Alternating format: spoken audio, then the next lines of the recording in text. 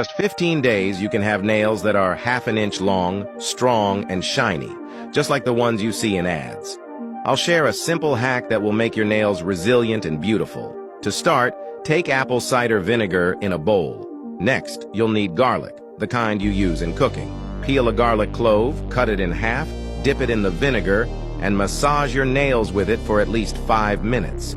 This step helps strengthen your nails. After massaging with garlic, moisturize your nails with a special blend.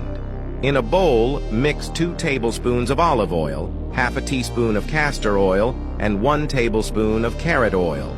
Carrot oil is particularly helpful for treating nail fungus and strengthening nails. If you don't have carrot oil, vitamin E oil from capsules works well too. Mix these oils thoroughly. You can store this oil blend in a dropper bottle for long-term use. After the garlic massage, apply the oil blend to your nails and massage it into the nail roots for at least 15 minutes. Save video to favorites and comment, "Yes, I will use it."